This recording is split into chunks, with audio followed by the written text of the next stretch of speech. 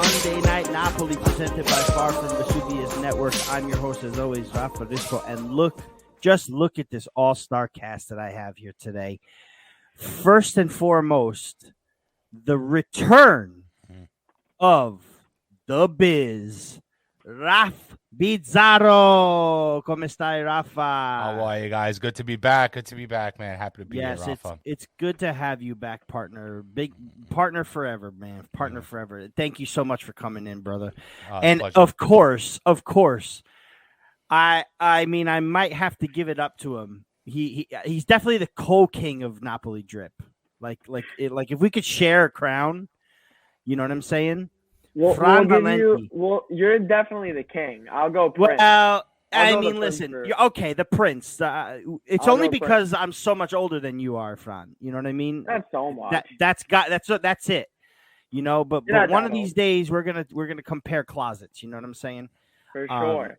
But this guy, I mean, also just a top notch dude.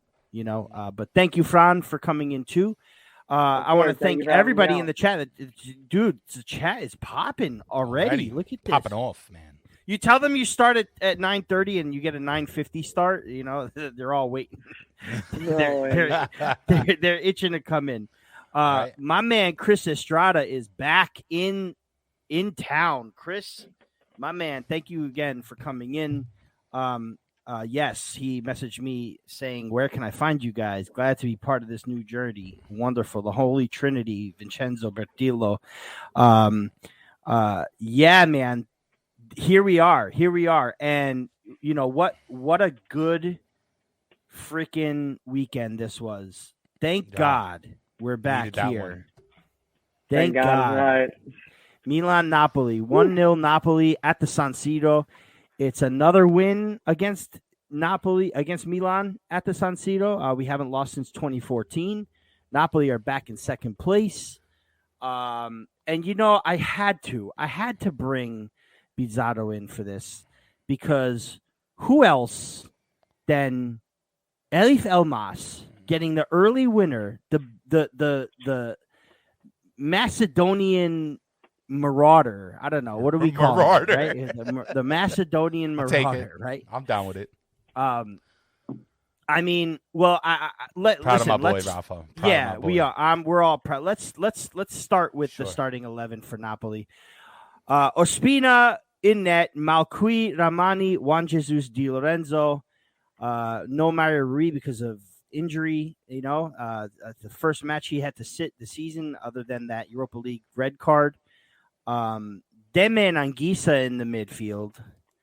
Lozano, Zielinski, and Elmas on the wing. And the surprise of the weekend, Petagna starting over Mertens. Give me your thoughts on this starting 11. Let's start with the Biz. What do you think about this? You know, overall, I think with the exception of Petagna, I'm cool with all of it. Like, I don't see any other way to kind of start this, right? I mean, with Insigne being out, with Koulibaly being out, I'm not sure if Mertens, was it a way to rest him a little bit? I know, when was it the Empoli game that it was like pouring rain, or the game prior? No, that was actually? the Europa League match against Europa League match Leicester when he City. came in. I know, like, I think he tweaked his ankle a little bit. I saw during half of the game, so I don't know. You know, I don't know if that's something that's still bothering him. With a game against Milan, I mean, nothing against Petagna, but he's not Mertens. So that's the only question I had. I'm not sure if there was any other underlying factors there. I don't even think Mertens came into the game, right? He did. He ended up coming in later. We'll get to there.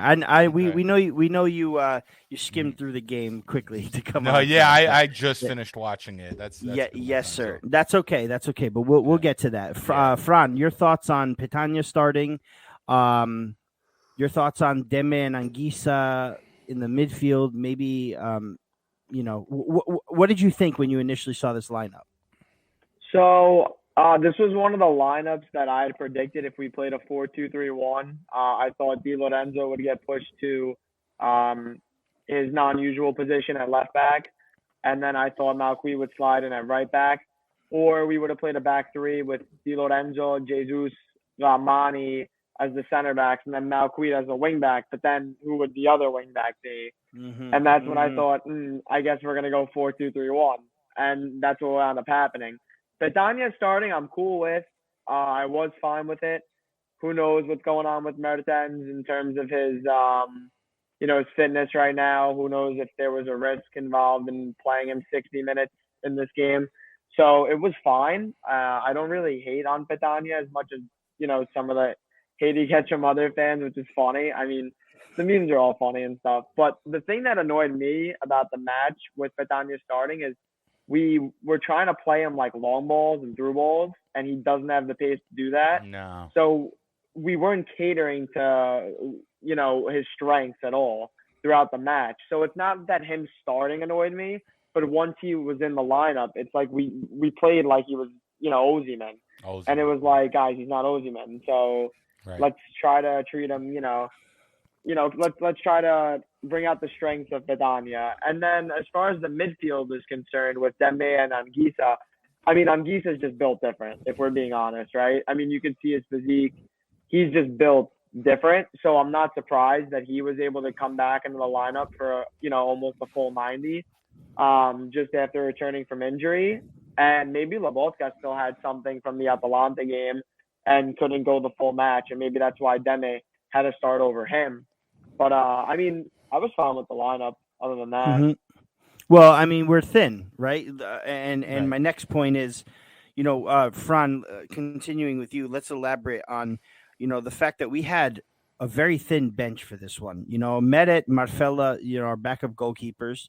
But then Gulam, Zanoli, Lobotka returning, Mertens on the bench, Unas, and Politano. I mean, when you think about how thin that bench is compared to what we can have now on a bench, right, and all of the injuries and all that, we're actually kind of covered in each position here, aren't we? Are you asking me, Raff? Sorry. I was, yes. No, that's okay. Yeah, so, I mean, pretty much. At the forward spots, you have the 4 spots. For the 1 forward, the lone striker, and then the 3 guys under him, the 10 and the 2 guys out wide, left and right. And you had Mertens on the bench for one of those spots, then Politano on the bench as well for another spot. So those are a couple of spots there that were covered. Then in the midfield, you have Lobotka, who's available. You have Unas, who's also available in the attacking 4. That's actually 3 covers now for the 4 spots up front. I missed Unas. And then in the back, you had Zanoli, who's, younger, coming off COVID. Who knows what his fitness is like. And then Gulam as well on the bench. And who knows what his fitness is like with all the up and downs he's had throughout his career. So, but yeah, we did have coverage. We did. Guys, let's take a look at some of these comments. I put a few up, but Anguissa, Gaetano says Anguissa had his worst game yet, still not close to his best.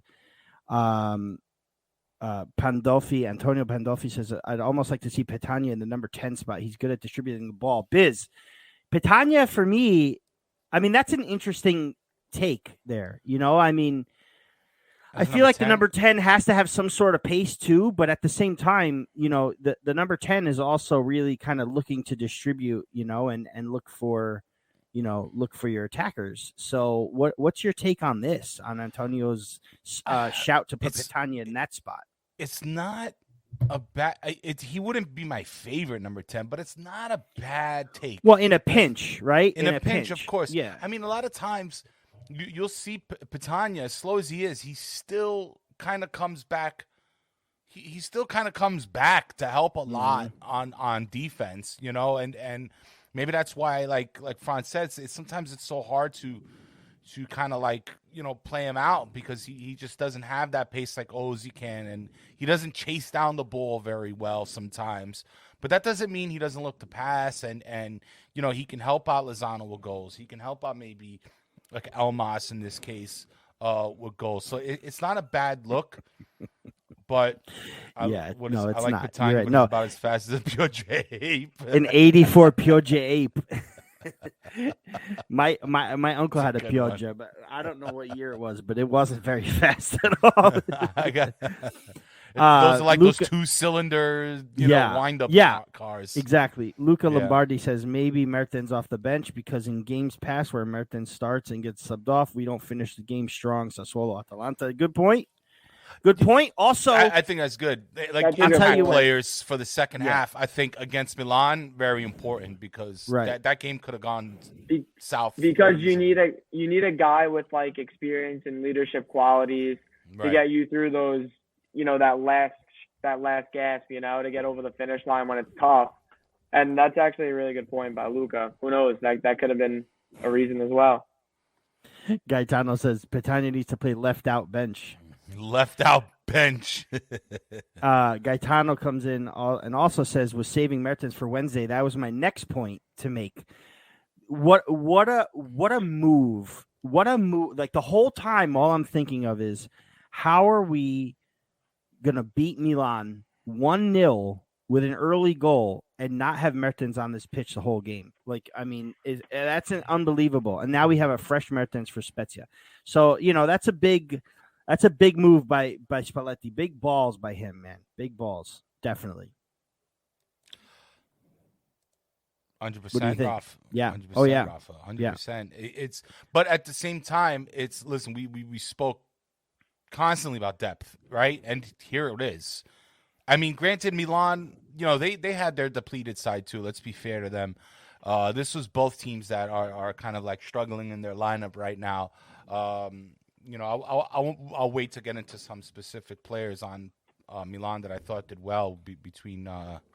What's his name? The defense. No, but... listen. Why don't we get there right now? Because let's look at the Milan lineup. Sure. Starting 11, brought to you by FIFA 22. Apparently, this taken from.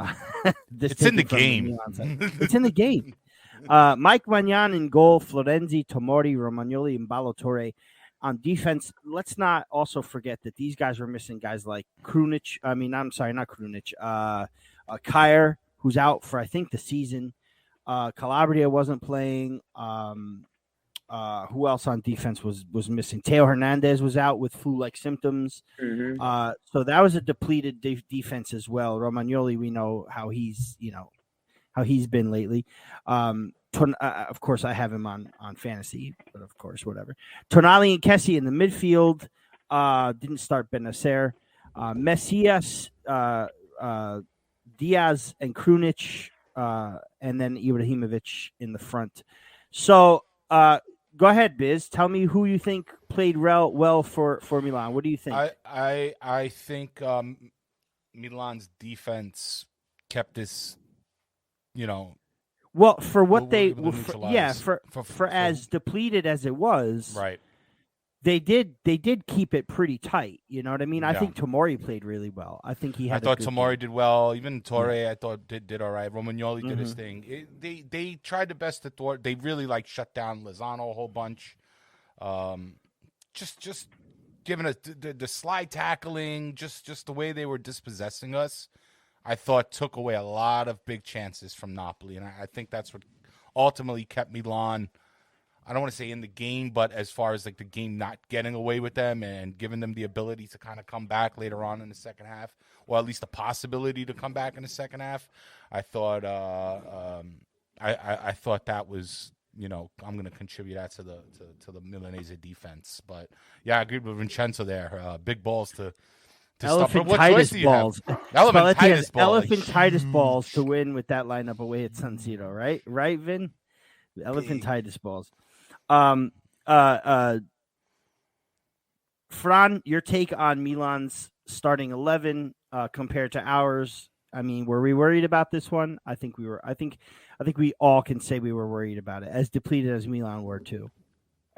Definitely worried about it going into the game. I thought, all bias aside, I thought that Napoli had the worst of the injuries between the two squads. Sure. I mean, you go through who we're missing, right? Insigne, Osimhen, Koulibaly. For me, those are 3 out of the top 5 players currently on our team as far as impact goes.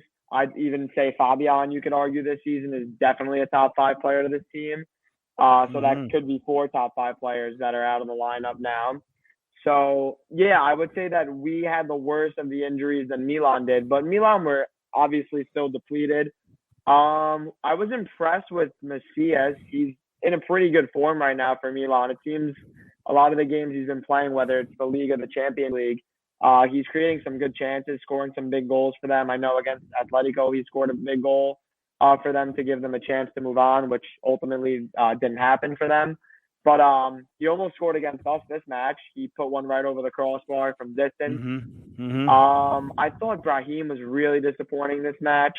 Yes. I thought he was just out-muscled in a lot of situations. He was. Really he was missing much. all game. No, he was missing all game. He's been a little bit of a hot and cold guy for them this year. I have him in fantasy, so I always, keep an eye on him. And he's been really hot and cold. But when he's on, I mean, he's a phenomenal player to watch, no doubt. We were all worried, Eric Williams says. Yeah, I mean, we were, for sure. So let's talk about the goal, guys, because it comes fast. It comes in the 5th minute.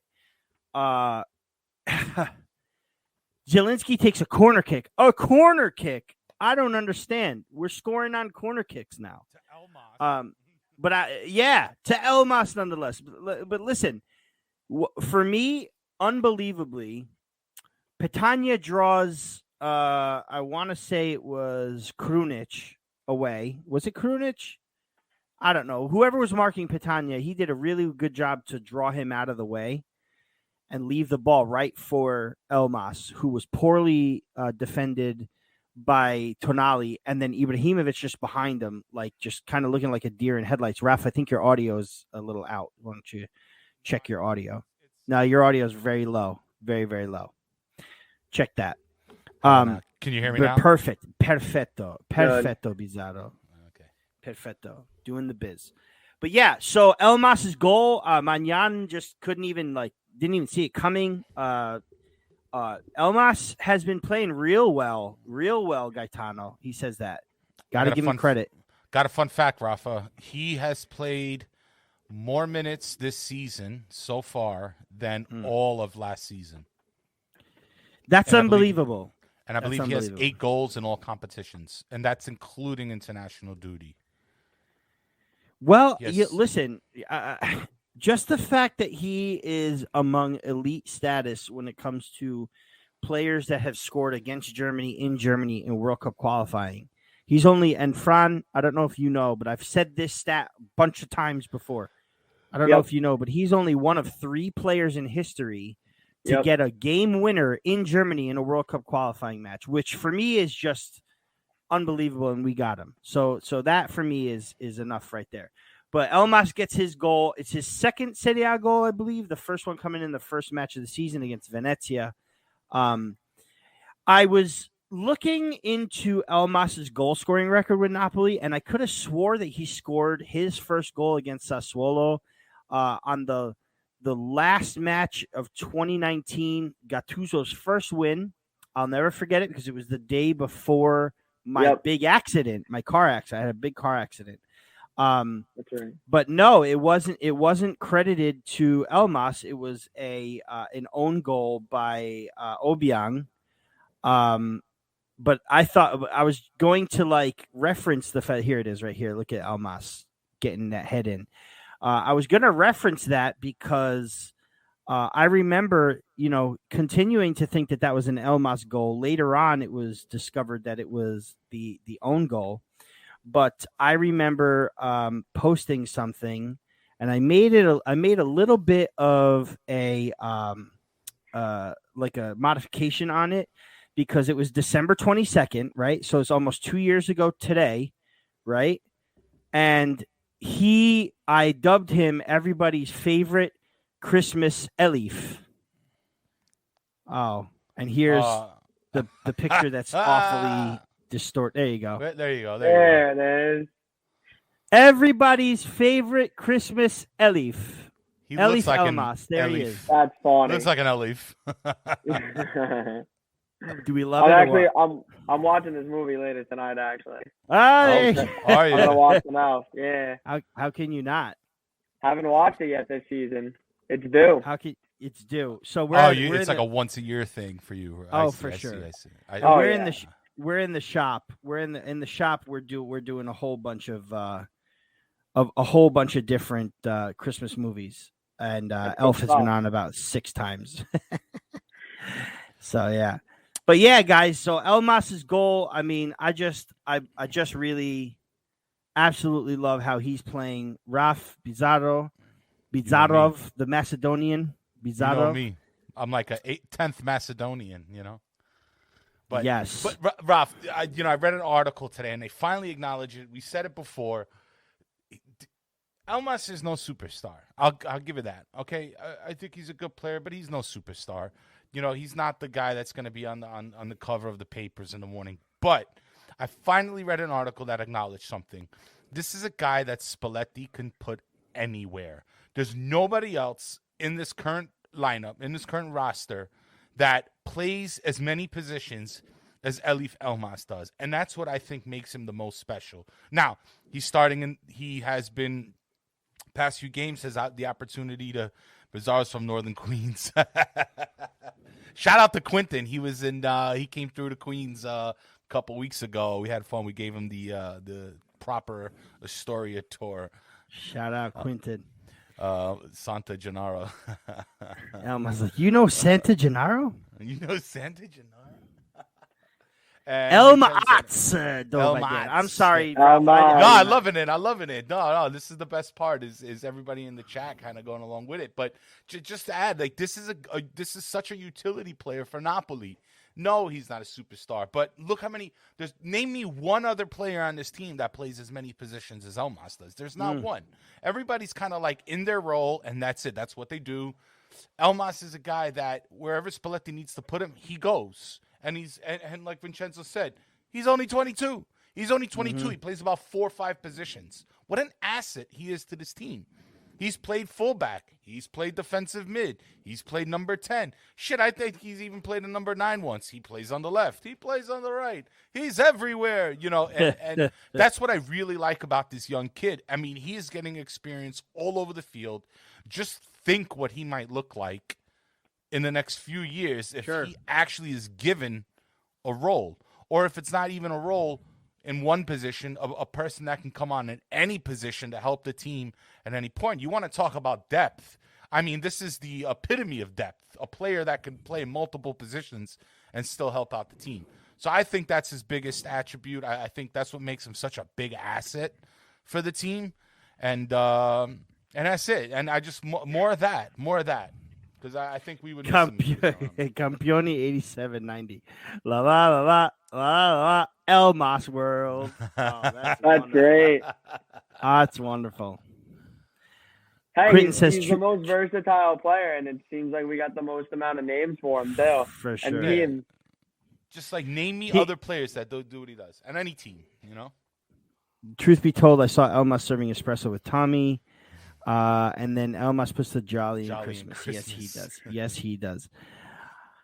All right. So after we decide, first half, couple of other chances. Milan had a few chances too. Nothing too crazy. Second half too. I mean, I will say this. I remember in the second half when it started, Deme losing a particular ball, and I said to myself, my cousin was in the bathroom at the time, and I said it out loud to him, Deme is not doing great. He's coming out soon. Lobotka for Deme. And then soon as I said that, here it comes. Here comes Lobotka up for Deme. As soon as Lobotka comes in, I mean, he's stringing passes together. He's winning balls. He's doing his thing. So how did you guys feel about Lobotka's performance coming in today too? Because remember, I believe he re-aggravated an injury or whatever it was, but Lobotka came back in and looked like he didn't even miss a step. What do you think? Fran, let's start with you, Fran. Yeah, I mean, Lobotka, like I said on the podcast with Joe, I believe. One second, I got my mom talking to that. Mama. It's okay. Wait, Ma, tell her to come on. It's okay. Mama, We're good. Thank you. We're good. No, so I was on Joe's podcast last week, and I remember we talked about it. Before Anguissa was brought in, Lobotka was starting it up for us in the midfield. And then when we purchased Anguissa, obviously he was balling out, and you couldn't take him out of the lineup. Although I do think Lobotka and Anguissa should have been rotating a little more, and could be the reason Anguissa got hurt. But that's for another debate. But as soon as Lobotka came back into the lineup when Anguissa went down, I mean, I thought he had the one poor match in the Europa League when we lost 2-1 in Spartak, wherever the hell we played. It was in Moscow, right? With Spartak Moscow. Right. That was one of his first games back, though, wasn't it? That was his first game back, and I think it was just pure rust. And then after that, he's been starting ever since. Atalanta, he was great. Away at the Mape against Sassuolo, he had a great game. And I thought against Milan yesterday when he came on too, he was a better passer. I think he definitely takes more touches on the ball. He'll carry more with the ball. He'll go further up the field, I feel like, than Deme. And I feel like, I guess, the weight that he shed off last year, he's just like a shiftier, more agile player now. So, I mean, everything that he really has done this season for me has been pretty good, whether it's on the ball or off the ball. He's been solid most games. Without Fabian, Lord Lobo is a must, right, Vincenzo? What were you going to say, Ralph? Sorry. No, I was just doing this for Vincenzo. Oh, the director's yeah. No, I'm. Again, I don't want to open up a can of worms like Francesco said, but it's like, why didn't Lobotka get more time? I know Anguissa stole the show. We were happy with him. We were excited to see him. We needed his presence. We needed his height. But considering if the beginning of the season we saw the same Lobo as last season at some point or prior, I can understand why we would have say, all right, let's just keep Anguissa on. But there's no reason why Lobotka couldn't have got more time, and we had to wait for injury now to see. Well, no. Well, so to be fair, he got an injury. He was injured too. Yeah. So when the thing is that when Anguissa signed, Lobotka had already been away on international duty and got injured with Slovakia. That's right. So we had brought in Anguissa as Lobotka went down. So Anguissa coming in, it like guaranteed him minutes. Mm-hmm. And then we saw what he could do, and it was like, whoa. What do we have here? Hopefully we get that same Lobotka back too. So now we have Lobotka, Deme, and Anguissa in that position. Then Fabian, who plays the other side, you could throw Elmas in there. You could throw Zielinski in there. You could play a defensive Deme, Anguissa, Deme, Lobotka. So when Lobotka came back from injury, it was a slow start. Right. But that was also around the time Anguissa got hurt too, because then Anguissa ended up getting hurt with the game against Inter. So, I mean, I think Lobotka has earned his right to have a real shout at starting more regularly. But that's the beauty of having these matches midweek. If a fully fit Napoli has to play against Milan, and then in the Europa League the next, in the midweek, you can start Anguissa against Milan and then Lobotka against the Europa League, and you're not skipping a beat. You know what I mean? Right. And that for me is humongous, because we've got, like, when our midfield is fully healthy, there is not a better midfield in Italy, in my opinion. No. Not a better midfield. So that was the first of the substitutions. Then we waited until the 77th, 78th minute for the next Napoli substitution. And I'm going to pull it up right now because I have it in my notes, but I don't have the notes up. But before I do, that was in the 53rd minute. You okay there, Fran? Yeah. All right. Just in the computer. No, that's okay. 63rd minute, Giroud and Salamakers comes in for Diaz and Krunic. And like you said, Fran, Diaz has been awful in this game, so warranted for him to come out. But that made it a two-man number 9 in Giroud and Ibrahimovic, and that's when I was like, oh, no. Now, granted, Ramani and Juan Jesus really did their job against this defense, but now here you got two big number 9s coming in. I was very worried at this point. But then for us, we take out Unas and Politano and Mertens. We put them in for Lozano, Zielinski, and Petagna. I don't know. You put in Unas for for Zielinski, and I'm guessing you're going to throw Mertens into that Petagna spot, and then Unas over to Zielinski's spot. But I don't know. What did you think of that substitution? I mean, listen, it's all we had on the bench, but how did you see it play out? I mean, I wouldn't say either of them played bad or good. I just think, in the 78th minute, there wasn't enough time to see what they could do. But what did you think of the performances of Lozano, of Zielinski, who had the assist, and of Petagna? I mean, Raff, let's start with you. What did you think of the substitutions that were made? So I was sort of like, where are they? Like in the 53rd, we made that one sub, but then it was like, where are they? Where are these subs that we might need? Right. I would say like maybe the last 20 minutes of the game, I was kind of in and out of it.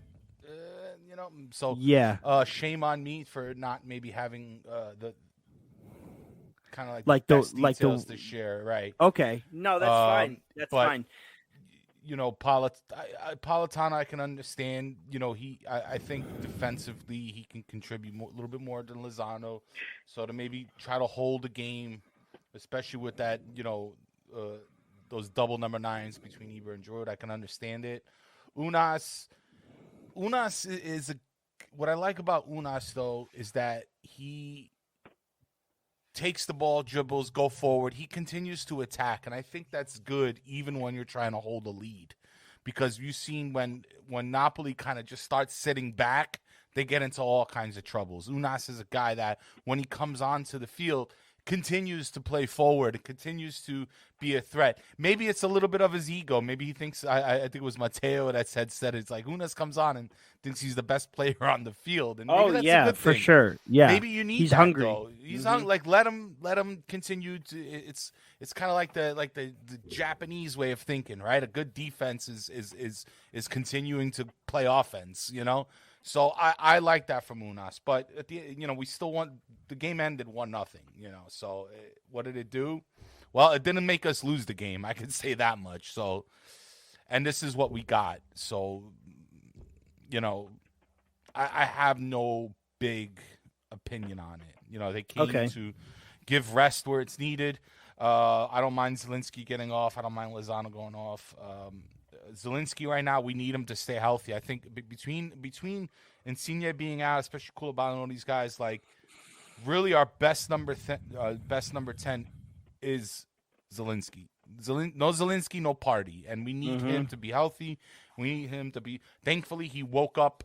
Because I would say at the beginning of the season he was a bit inconsistent. Thankfully, he woke up over the past maybe month or so, and we have been really seeing some fireworks out of him. Controlling the ball, controlling the pace, setting up the players. He had the corner to right to Elmas' head today, but if it's merely for preservation, I was cool with it. Fran. So I thought Zielinski had a really good game. I thought his turning was excellent. I thought it was vintage Zielinski. The turning, the foot skills. The technicality of Zielinski in tight spaces is always fun to watch, and I thought it was on full display this game. I thought Lozano, as Gaetano commented, I pretty much agreed with a lot of Gaetano's comments on the performances from Petagna, Zielu, and Lozano. I thought Lozano had an okay game. I thought he had a pretty good game off the ball defensively, but on the ball he was a little horrific, I must say. He had the one through ball to Petagna that Petagna wound up taking too long to get the touch out of his way too long. It was like super slow motion. Tamari slid in, right? From behind. He had all the time in the world to get there. Player. Yes, very good. Yeah. So I thought that was a goal. If he make contact with that ball, he's blasting it past my. That's a laser into the net. Oh my God! You could see him cock back too with it, and would have broke Magnan's hand again. Yeah, he could have. I thought on the ball really Lozano wasn't great. It just looked like he didn't have many ideas today. And At times, it looked like he was a little panicky, forcing some shots in the traffic. So on the ball, it wasn't great, but defensively pretty good. So that's why I'll give him an okay game. And like the only player I disagree with Gaetano, I would say is Petagna. I know Petagna squandered that chance, but I actually thought Petagna had a pretty decent game. When he was called upon to do what he needed to do, like at times drift wide, hold the ball, try to get numbers forward, I thought he did it, but we weren't playing to his strengths. Like I was saying earlier in the podcast, we were playing over the top to him, and he doesn't have the pace, and he's alone. What do you really want him to do? Whether the ball is played to him over the top or on the ground, he's isolated and he doesn't have pace. So it's kind of tough to ask much of him when, we're playing like that. And as far as the subs go, Raff, I totally agree with you. I mean, to me, nobody really did anything. Unas, Politano, Mertens, it was kind of just an unapplicable, right? You can't really give him a grade or a comment. I thought maybe the idea was, let's try to ride with the 10 or 11 for as long as we can go, so we have fresh legs for Spezia. And the other guess that I would say is, when Milan brought on Giroud and Ibra, the thing that I was worried about is now you have the two target men, and recently we've been atrocious with set pieces, defending them. So now you have the threat off corners and free kicks for Milan with two huge target men. So I guess Valetti's, the only card he had to play was, I'm going to pray to God that we dodge any bullets and any chances from Ibra and Giroud, and maybe catch them with pace on the counter with, the creativity of Mertens, Unas, and the pace of Politano and Unas and the explosiveness. But we just never had the chance to counter really at all in the last, 15, 16, 17 minutes. We really didn't counter at all effectively. So that's why I would say, for all those three guys, there's not much to say about them since they came on. Right. Absolutely. Along with the changes that we made, Benacer and Samu Castillo came in for Tonali and Messias. Messias has been really good for Milan lately. He's sort of this like coming of age player. What's up, Sereno? But nothing against us really. I mean, a couple of good passes, I think, nothing crazy. In the 86th, Kalulu comes in for Florenzi, and in the 87th, Gulam makes an appearance in for Elmas. But we get to the 89th minute, guys, 89th, 90th minute. And what a sequence. I mean, let's just talk about how we really dodged a bullet in that one, solid defensively. And I want to bring up Chris Estrada, if you're still here with us. I wanted to bring up your question because I saw you ask it a couple times. I'm going to find it really fast and put it up here. Would you guys say Ramani is the most improved player this season so far? I we'll get to that question in a minute, but before we do, I want to talk about the defense as a whole. This team scored a goal in the 5th minute and held Milan at the San Siro with a depleted defense. I mean, you had Di Lorenzo there, who really didn't make a lot of noise. He didn't really do too much. You had Malqui playing in for Mario Rui, and of course, Koulibaly is out and Juan Jesus has to step in. I really believe that both Ramani and Juan Jesus have been doing an amazing, amazing job covering for Koulibaly being out. How are you guys, up until that last play, feeling about the defense from this match? Whoever wants to start. Raff, you start. I was raising my hand. No, how do I, as far as Juan Jesus and as far as the defense as a whole, I mean, in general, holding Milan to no goals after scoring in the first 5 minutes. I know each and every one of us Napoli fans out there felt that we got this early goal.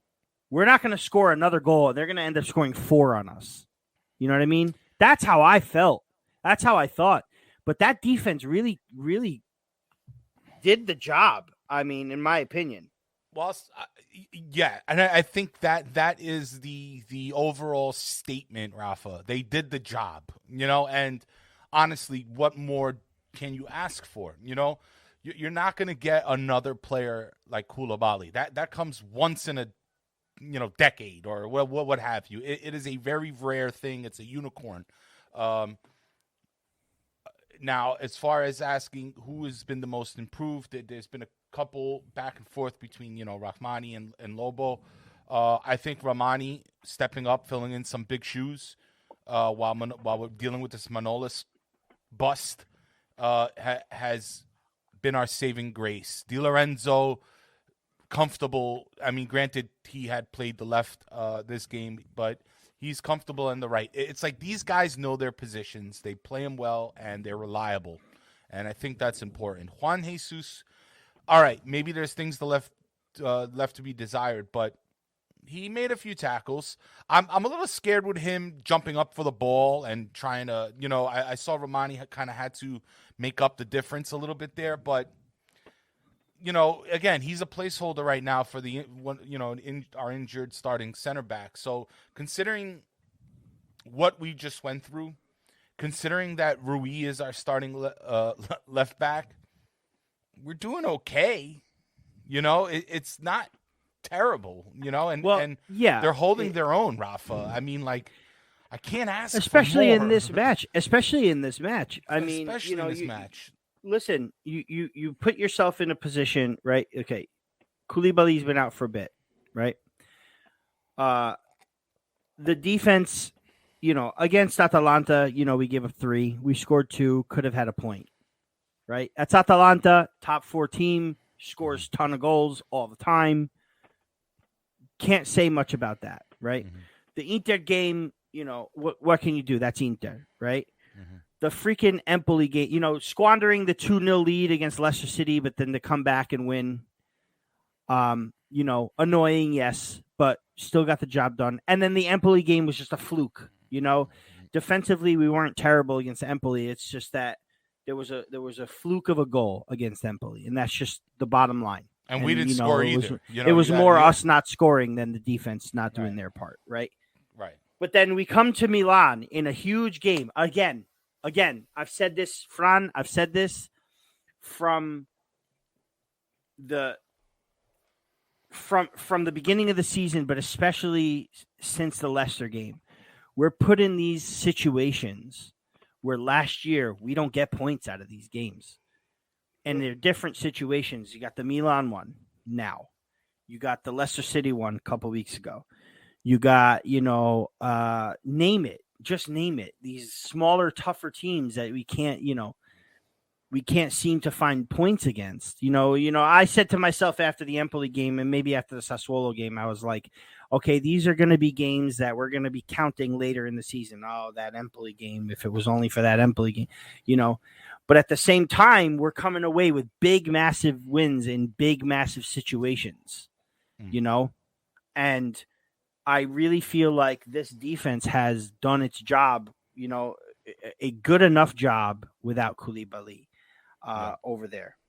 Right, Fran?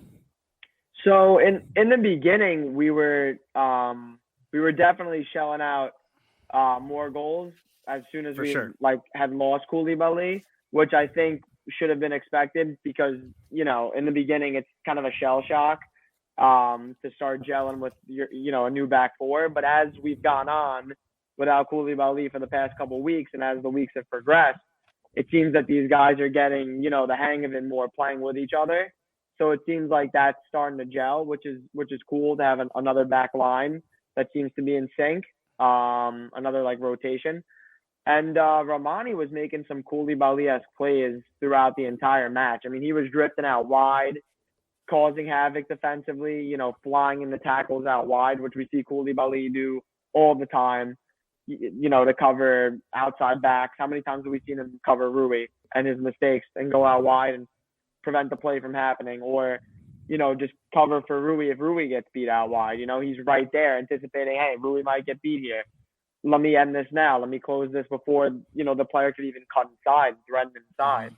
So Romani was doing things along those lines. So it was nice to see. it was definitely nice to see him step up. But the whole back line that match and the whole team, really, it was just such a gutsy win, gutsy performance. And honestly, after some of the points we dropped, especially the previous match at home against Empoli, which was shocking to all of us, I think we needed to pull off that shock win. It kind of made up for it in a way. Sure. Raffa, if I can interject real quick. I got sure can. Quick stat. Goals conceded per match. Napoli number 1 at 0.7. Yeah. So that 13 against. Inter have 15 Mhm. against, but we're still the best defense in the league. Yeah. Still at number 1. Malcuit, don't forget, before his injury was a darling on our team, and then he got injured, and then he got loaned out. So we kind of forgot about him, and then D'Lo came, and then kind of like stole that spotlight a little bit. But Malcuit was a great right back when we picked him up. And maybe coming back onto the team, a little shaky at times. He had to kind of get used to playing at this level again and still recovering. But he was a solid right back. He was playing for Angelotti, right? Was starting him a lot of matches. Yeah, he was. I believe, right. Yep. And because that was our starting right back at the time. I'm not sure who else we had at that moment.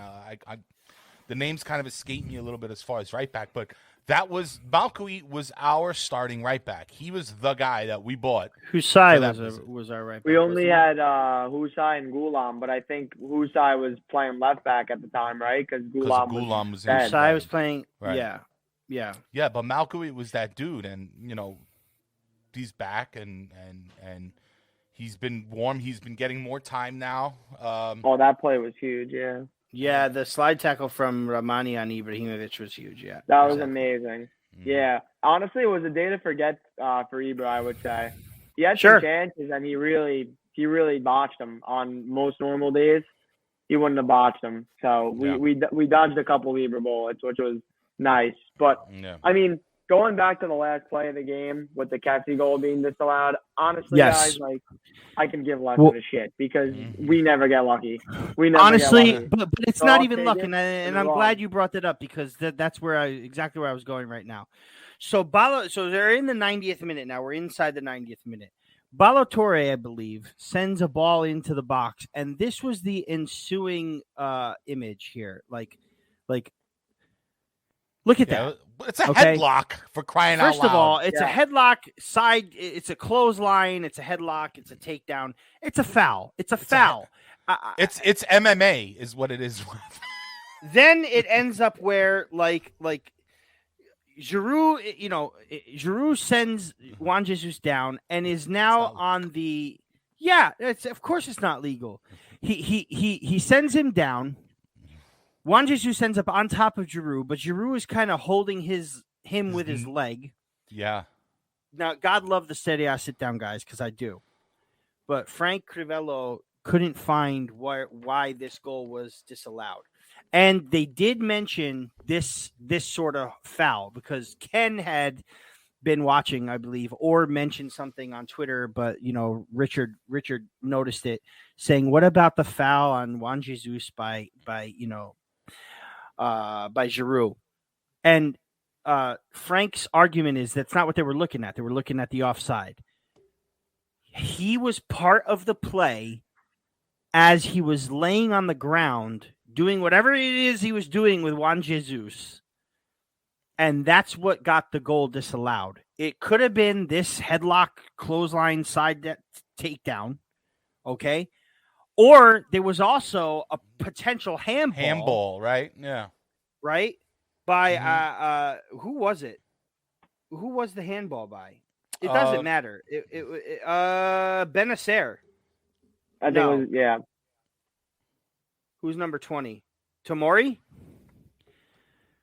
I don't know. Whoever it was. There was a handball also. And there was a scramble in the box, and Kessie puts it away. It's his birthday. The crowd goes nuts. Bonetti gets to hear the crowd go nuts, which I was very happy. Kalulu.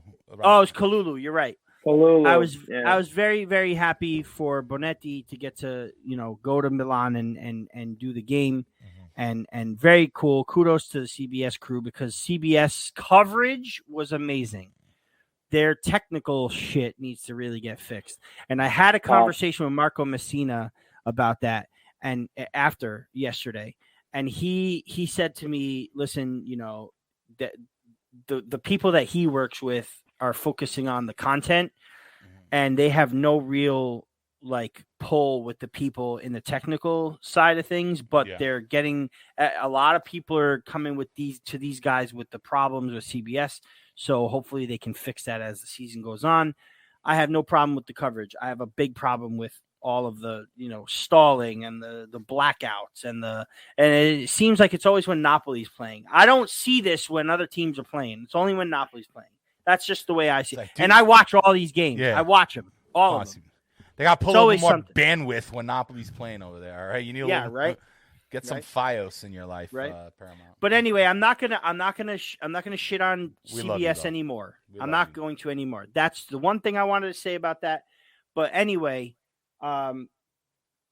this was the correct call, and everybody can say we're being biased as Napoli fans. How would a Milanista feel if Juan Jesus, or if Petagna had, a defender taken down the way Juan Jesus was taken down, and then the goal stands, Right. Let's say the role was reversed. For a fact that the opposing team is going to bitch, moan, and complain. Where's the foul on so and so? There were also, three separate ways that goal could have been annullato. 3. And they just decided to pick the one that they were looking at. I don't get. I'm sorry, Francesco. I don't want to interrupt. Did you? No. I'm looking at the picture here. Down in the thing, Raffa, and you're right. Just put it up again. Come on. How? What is this shit? Okay. So Frank's interpretation of the offside was that it's not offside because how could he possibly be part of the play when he's on the ground? But they also called it an interference, an offside by because an interference could also lead to an offside call. Offside, yeah, right. Yes. And that's where Richard on Saturday I Sit Down was saying, that's where the infraction was. It was the interference by a player that's offside on a defender. Okay, that's where the goal was. But let's just say we overlooked that. Let's just say, okay, you know what? That's not offside. But what about this? We're talking about we've canceled goals out on VAR for plays that happened 35 seconds earlier on the other end of the pitch. Right. You mean to tell me that 2 seconds before the ball goes in, this thing happens, and they wouldn't have seen that if that wasn't an offside? This would cancel any goal out, any goal. The handball could be up for interpretation. Is that somebody pulling? Is that Gulam next to the left, Raffa? That's Gulam, but he's not pulling anyone. Yeah. No. Is that somebody pulling him? Is that little hand reaching out and somebody? I don't know. I'm being a jerk now. Well, but either way, listen, the ref needs to see this. What is this? Yeah. This is how people get hurt. This is how people catch elbows to the back of the head, which we've gotten many so far. Or I believe Petagna dealt with another headbutt today. But I don't care whether it was an offside or not. This right here, how does a ref not? This is blatant. This is not even doesn't even look like Juro was being slick. He just straight up put his arm around somebody. Listen, police can't even do this to citizens anymore. No. For crying out loud, we made it a law. But for some reason in soccer, it's okay. Don't give me contact sports shit. This is like MMA rear naked choke to Juan Jesus. Okay? Even Juan Jesus himself commented on the disallowed goal after the game. That's telling you something, is what Maximus says. And then Sal comes in and says, if the ref had ruled out the goal for the foul, there would be no fuss, but Milan fans are blind to this picture. Reverse guillotine choke. I mean, it's ridiculous. This is definitely 100%. The goal was rightfully taken away. I'm sorry, right. Milan fans. I love you guys a lot. A lot of you guys I love a lot. Yeah. But this was the right call. and yeah, if we can always debate it, we can always debate it, but Right. I mean, that to me is no debate. Guys, Also, when it says VAR too, and it says checking for, possible offside, like you were saying, Raff, it could have been a slew of things. It could have been the offside, foul, or the handball. But usually when they show it on the TV, it's not like review for possible offside, handball, foul. They just give you one thing that they're reviewing for. Sure. In most cases, it's one thing. Well, but and I haven't. And I haven't seen any quotes, guys. It's been a busy day for me. I haven't seen any quotes coming out specifically saying what was the call. Because, a little bit later on, you'll have the referee come out and say, oh, it was for this. So if anybody in the chat knows, let us know. I have an article on it. I could send it to you. Fran coming through. Go ahead, buddy. I gotta dig for it a little, but I did find That's okay. Dig. I'll read some of these quotes. We read that one already. So Pasquale says, more importantly, can we talk about Piotr Zielinski's Napoli blanket he was rocking when he came out to check the VAR? Are you referring to the really long ass coat? It looks like a comfy. that Napoli parka. Oh, dude! Imagine Matteo Casale in the house. What's up, brother? Imagine being photographed performing an MMA move on Jesus. Yeah, exactly. On Jesus, maybe he's saying Jesus. Yeah, let the devils of Milan cry. We have Jesus on our side. Vincenzo. Io ci credo. Io ci credo. Oh, man. What's he saying here? He's saying he was active. So Gaetano says he was active in the play while. Oh, yeah, let's talk to Gaetano. You would know. He was active in the play while offside. He tried to play the ball from the ground. Doesn't matter that he didn't touch it. There you go. Yeah, but even in trying to play the ball while he's on the ground, he was kicking at Juan Jesus, I found it. I'm going to send it to you guys now. You took out our central defender, period. That's why you scored, because I believe was it Lobotko that had to kind of come back and try to cover Ossi got sent off for Venezia versus Venezia. I just sent it to you guys on Twitter and like a group message between us three. Sky Sports has an article on the reasoning for the disallowed goal in the Milan game and the Atalanta game, because Atalanta scored a tying goal against Roma off the corner to make it 2-2. And it was the same type of play. There was a guy at the back post who had headed it in. I forgot who it was.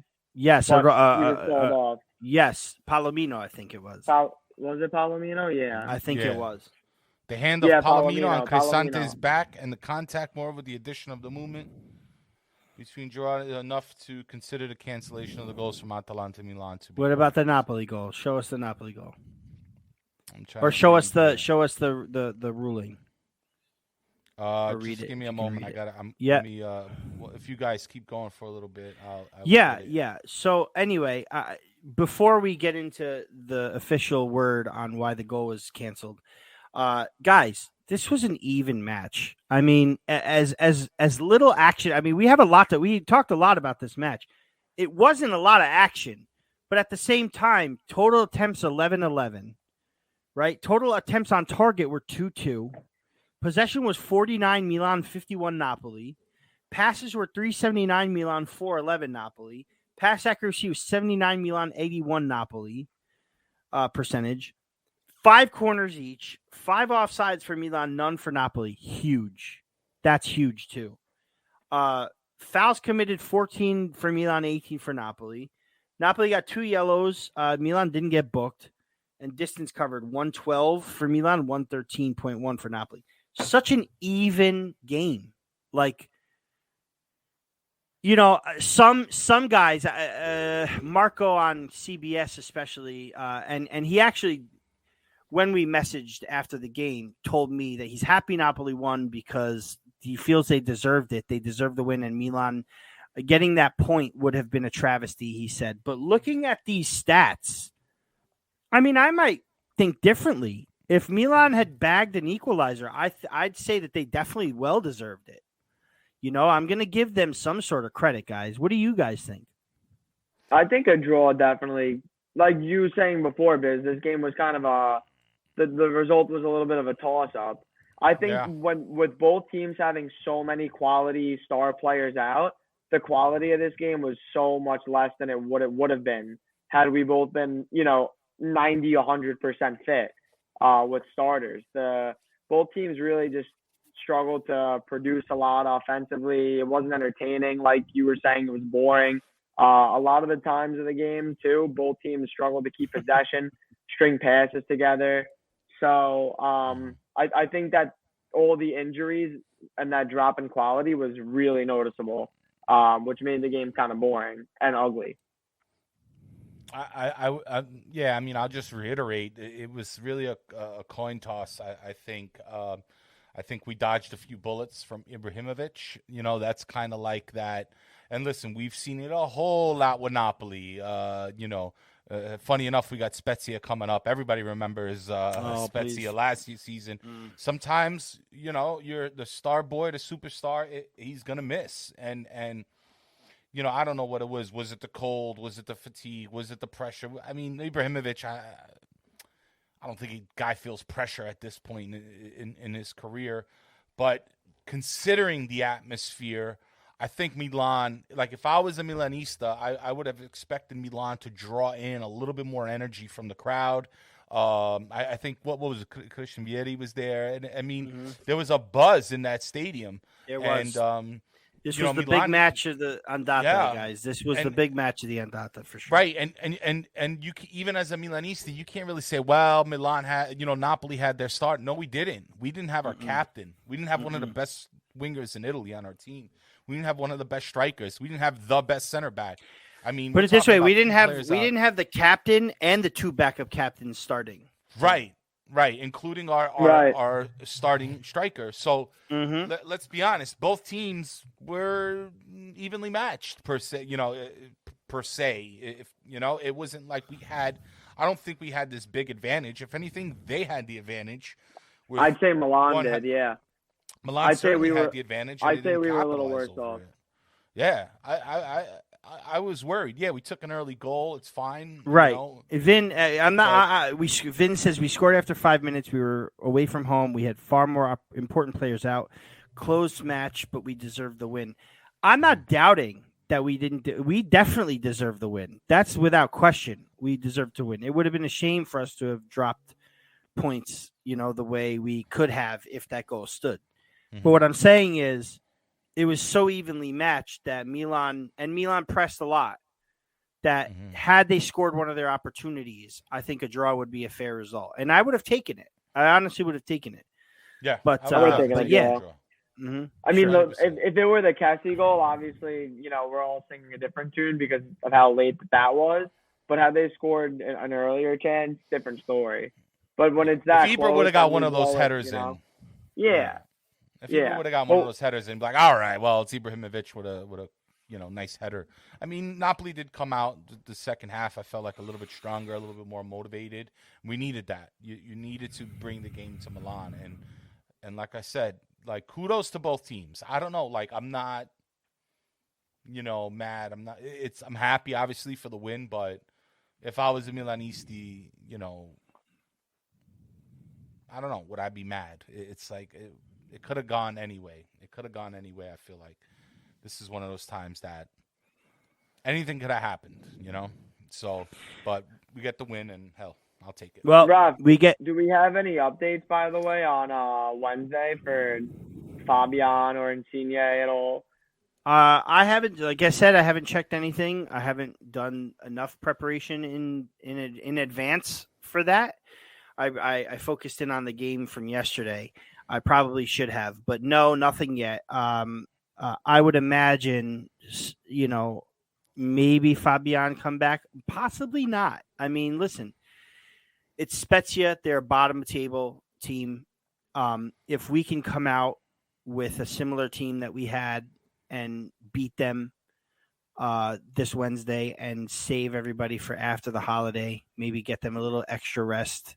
Insigne, especially Fabian, especially Koulibaly. I don't know what's going on with Africa Cup of Nations. I believe the president of the African Confederation came out and said, no, this tournament needs to happen, but there's a lot of teams that are not happy about these players going to Africa and then possibly having to quarantine when they return. So there's a very big worry there, and it's a legitimate concern, and I'm not sure what's going to happen. But I tweeted this out, as much as I'd hate to say this, because I really do love international football. I do. And it's annoying that it's in the middle of the season and that we're losing our best players. But it would be a shame to see it happen to where it has to be postponed. But I think at this point, it's in the best interest of Napoli for this tournament to be postponed or canceled or whatever.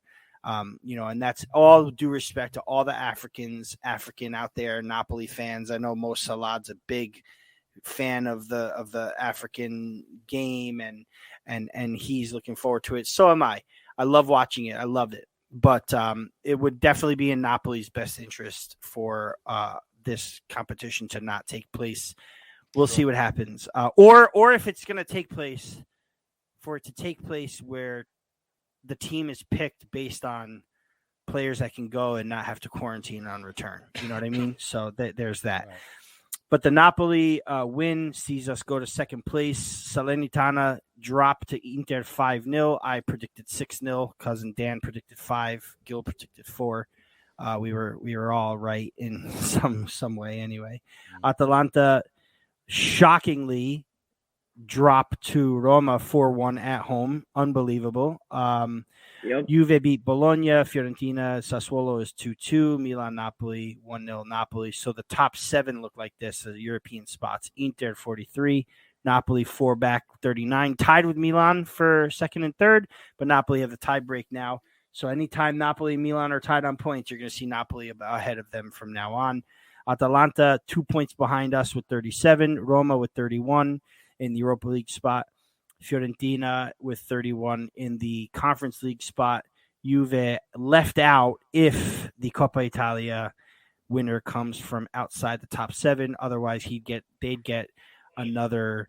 Fiorentina would get another. Fiorentina would get the other Europa League spot, and Juve would get the Conference League spot. The last game of the first half of the season is this week. Tomorrow, Genoa, Atalanta, Juve, Cagliari.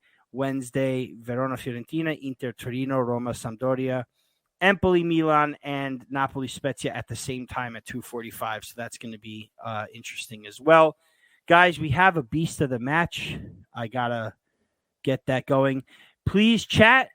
First of all, thank you very much, chat, for being with us. We absolutely are rocking today. Love it. I don't even know if I can handle it. Biz has been helping me out. Thank you so much, Biz, for that. But give us who your beast of the match is. Biz and Fran, I did this again where I don't consult with my co-hosts on who they think the beast is. But chat, throw it up there.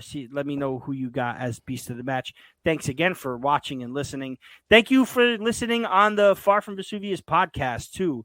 If you're not watching live with us on YouTube or Facebook or Twitter.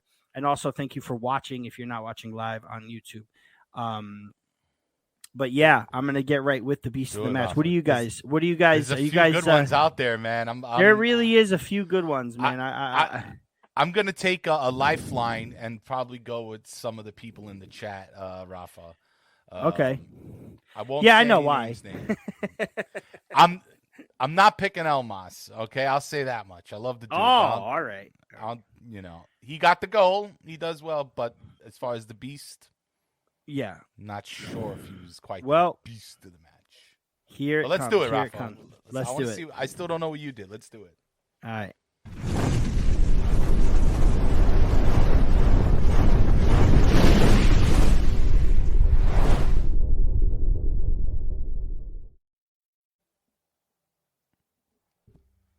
Drum roll, please.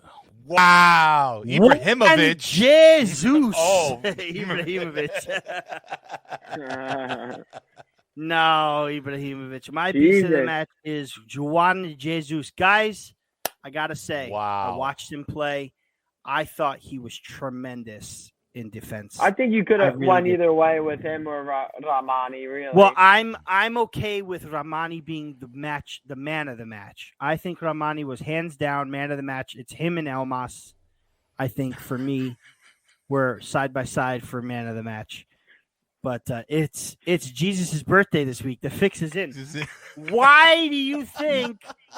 Come on, of course. Yeah, baby. Dan knows what's good. How can I have picked anybody else other than somebody named Jesus? Okay, He went to headlock sacrifice. Right. I'm surprised. The stars are lining up. They're aligned. Yeah, man.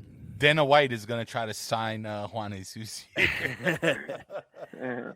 But I don't know. You guys, I thought he was just absolutely incredible in the absence of Koulibaly.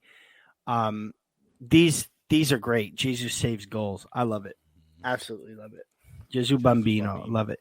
Christmas is upon us. Only, what is it now? 5 days away? 6 days away? 5 days. Saturday. 5 days away? Saturday. And crazy. Juan Jesus is beast of the match before Christmas. It's only fitting. It's only poetic. It's poetic. He's due for one more Wednesday. He's due for one more match. Due for one more match. Let's go. I'm actually surprised. I'm surprised that Juan Jesus hasn't negotiated a number change with Ospina. Put Jesus 25 on the back of that shirt. Why not? Or 33. Or 30. Well, who's wearing 30? Isn't someone wearing 33 right now, or is that Unas have 30? Is it Unas with 33, or does Unas have a different number? Damn, it's a good question, Rob. Wait, I can find out right now. Yeah, it's luck. Yeah, someone check on that for me. But anyway, beast of the match, Juan Jesus. Yeah, I gotta put a comment up, Raffa, if you don't mind here. Antonio, no, put it up. He's 33. So him and Unas got to switch. But Antonio says JJ got picked up for shoplifting after putting Ibra in his pocket. He put Ibra in his pocket. I know Ramani had that nice tackle on Ibra, but Juan Jesus took care of Ibrahimovic. I got to say, I'm very impressed with Juan Jesus. I think someone else in here said that. Maybe Sal de Brita said that in Juan Jesus, we have more than just a rotational player. I think he's really done it. And we were very, very skeptical about him in the signing, weren't we, guys? We were so skeptical about Juan Jesus. I think he's done a fantastic job. If this is the only thing he does for us this season in this stretch, I'd say job well done by him. I'd say great pickup for Napoli, right? Am I wrong? I'm not wrong in saying that. No, Raffa, do you know a special thing about Napoli that I feel like we have is that this team, the city, the players always have something to prove, you know? Mm-hmm. I don't know if that's a good thing or a bad thing. I don't know if that's a knock, but if you look at it, right, there's always something to prove for every player on this team. When it comes down to Rui, when it came down now to Juan Jesus, when it comes to Spalletti, when it comes to Insigne, when it came to Petagna, even Osimhen, remember all the struggles that he had really climbing in the ranks from when he played in Africa up until he was in Germany, and then they didn't want him on the teams, and then he went to France, now he's in Napoli. When you look around, all these players got something to prove. All these players are trying to step up and make a name for themselves and really kind of solidify their presence in this league or just in this sport. And that's the one thing I really like about Napoli, that we are grinders. We are people that sometimes you think might, even Politano with Inter, he even said it publicly about how he didn't care, that Inter didn't care about him, and now look who he is on Napoli. So this team is formulated with a bunch of guys that it's kind of like the Las Vegas Knights situation in the NHL. Once again, Napoli talk going into hockey or wrestling, but I really feel this team, a lot of players on this team have those. I don't know if it's quality, but at least have those motivations where they have something to prove. And somebody had wrote down, I'm not sure how accurate it is, but I believe them because the chat is always really good at giving us some cool stats. But Juan Jesus had more minutes now than he had on Roma. Is that right? Yeah, I don't know. I mean, that's it. I sounds mean, it correct. I don't know. Could be. It could be. We can find that out.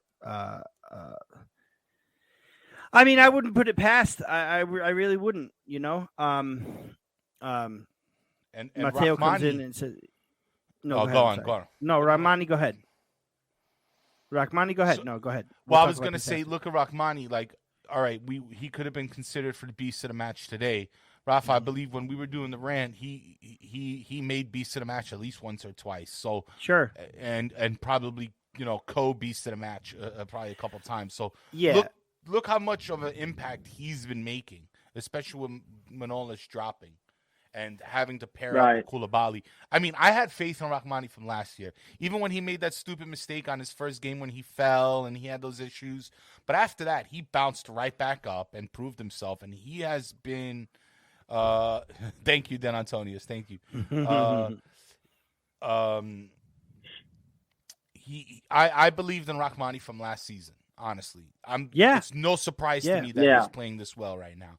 I believe from last season. I'll admit I've always been on the Rahmani train, even with the Udinese mistake and Gattuso taking him off. Gotta give him time. I was thinking, what he was doing with Kumbula and I forgot the third center back's name in the back three at Hellas Verona, but I mean it's the same league. So if he was playing solid in a back three at Verona, odds are he's going to eventually play solid next to the best center back, arguably in the world, in the same league that he was already balling out in. So it's, I was saying I think he'd be better than Manolas for us too, just because Manolas was always really aggressive. And Koulibaly is also aggressive. So I feel like they didn't really complement each other that well, and maybe that's why the partnership never took off in the way that we all, thought it would and hoped it would. Right. But with Rahmani being the more like reserve center back while Koulibaly is on the field, it balances out for us way more. He's like our Albiol. Right.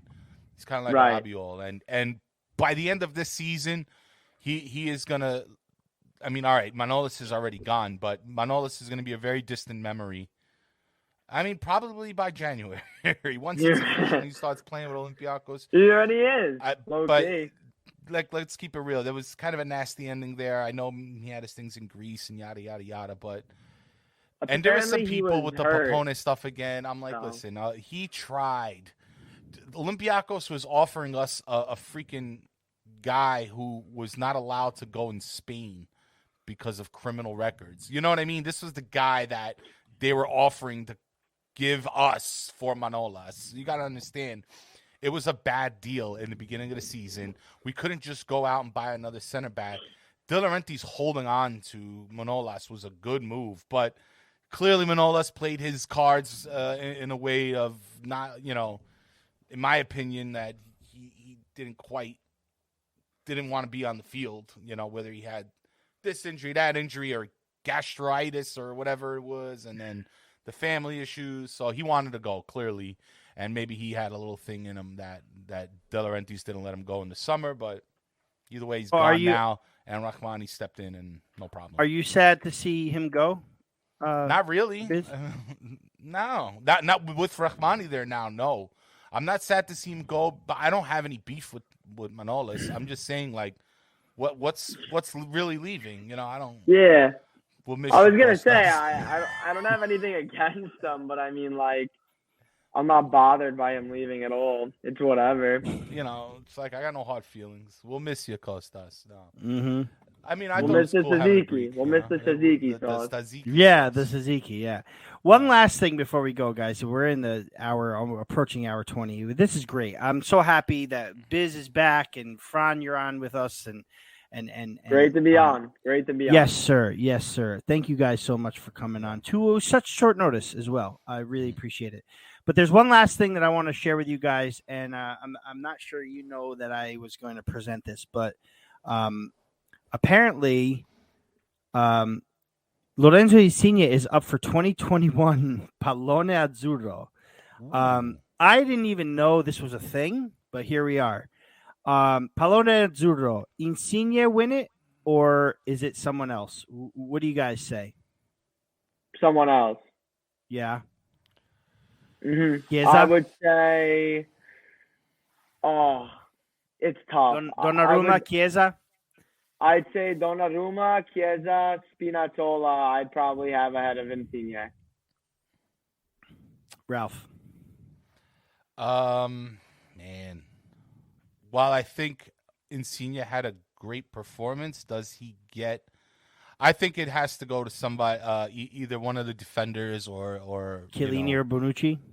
I mean, fucking hate Chiellini though. I really. Yeah. But in the Euros, I think again, like 2006, Italy's defense really won this trophy, this European Championship.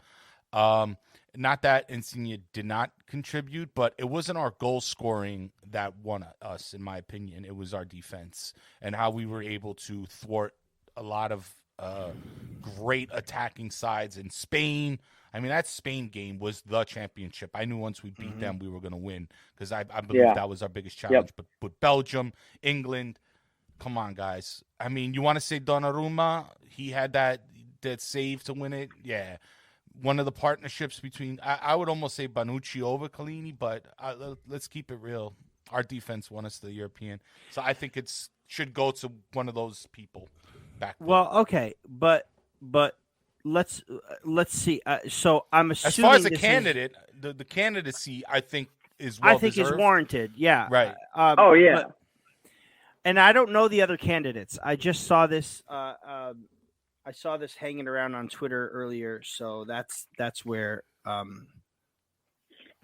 that's where this idea came from to show it, but Insigne for me, if you're going to include the performance of last year, of last season before the tournament, 19 goals, season of his career with Napoli, I think he should get a shout, when it comes to this Pallone Azzurro, Raffa, can I ask you, is this for international play or for what they've done in Serie A? That's a different answer. I'm thinking it's for international play, but I like I said, if you're gonna lump in, play in, in the league as well, I don't see why you can't, put Insigne at the top. You know what I mean? Sure. But so far, we're looking at Barella as a candidate, Donnarumma, Chiesa, and I think that's it. I would pick Donnarumma over Chiesa personally, but again, I would prefer to see somebody in the defensive end of the Italian national team. Mm-hmm. Also, want to say really quick a nice happy birthday to Jorginho, who is his birthday today. Jorginho is one that we miss and that we love. Joe as well, right? Joe for sure. Is his birthday. Joe Fischetti was yesterday. Yes, yep. Happy birthday, Joe Fischetti. Happy belated to Dom from the Bronx, Dom BX. Right. His birthday was a couple days ago. All great guys. But we're going to leave you guys with that. Really quick, just want to say next Monday night, we will not be around. Serie A is on a break for Christmas, so Raffa is taking a break from everything. Well deserved. We will return on January 3rd, 2020. Wow, I screwed that big time up. Not 2020, January 2022. Yeah. Not only am I not getting the year right, you know how normally when the new year comes, you're still stuck on putting the old year, like 2021, right? I went to 2020. Right, we will return January 3rd, 2022, Monday night with Professore Gaetano Solazzo and the Napoli mid-season report card. Yes, the teacher himself, the principal himself. The principal. Principale Gaetano Solazzo will come on and we will give, it will be a great show. We're going to give a grade to Napoli players for this half of the season so far. We're going to do each individual player. We're going to do Spalletti. We're going to do the team itself, probably what the best game was, performance, whatever. But we're going to do a nice show. It's going to be cool. It'll be before we come back for the Juve game, which is on the 6th. Don't forget Spezia on Wednesday. We will have a post-match, probably going to do it late again, like now, 9 o'clock, 9:30, 10 o'clock, whatever. Just keep in touch with me, and I'll let you know what's going on, like Fran did today. And I want to say Buon Natale to you, Ralph, you, Fran, everybody in the chat. Buon Natale and Buon Anno. Please be Buon safe. Natale, guys. Yes, please be safe, guys. Yeah. Do it the right way. You know, we got this dumb Omicron stuff going on, but we also have other dumb things going on. And I just want everyone to be safe and you know, let's all be. Tip your waiter. Yes, tip your waiter. Yes, for sure. Bizzarro, I'm in the business too again. You guys know. I just started a couple weeks ago. Good for you. I'm waiting at a barbecue place. So the soccer place is done? You're done with that place? Scrap that. I scrapped it. Scrap that. I've always been in the restaurant gig, actually, my whole life. You have. So you look like a restaurant guy. Fran, you look like a guy who's going to put on a bow tie and a white shirt buttoned down with black and the apron, the white apron going on. The apron.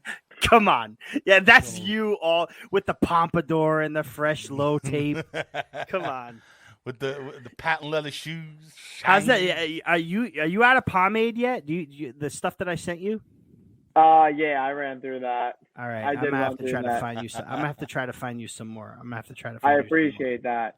I was always in restaurant gigs, but then because of COVID, I didn't know what was going on with seating limitations and all that, and I just said, you know what, until this kind of blows over, or at least there's a clearer picture, I'll just go retail for now. And then I did that for as long as I could. But restaurant for me is just it's just more fun than retail. I like the rush of the adrenaline when you have a bunch of tables sitting at once and you don't know what the hell to do first. It keeps you on your toes and it makes the shift go by faster. And you just interact with more people as a waiter too than in retail. I feel like it also depends where you're working though too. So for sure. Let's get a Forza Napoli sempre in the chat. Everybody, let's do it. Want to thank you all for joining again. Thank you all for listening on the podcast. Thank you all for watching live or taped on YouTube. Fran, why don't you plug yourself? What's your where can we find you on Soch? So on Twitter, you can find me at patrenopei. I don't know if I'm supposed to type that or. No, that's fine. I'll take care of it. Don't worry about it. Okay. Yeah. On Twitter, you can find me at patrenopei. And that's pretty much it. I mean, I don't know what other plugs you guys like to give out, but for all things Calcio, I would say it's my Twitter. That's where I'm just talking all Calcio, all Napoli. So.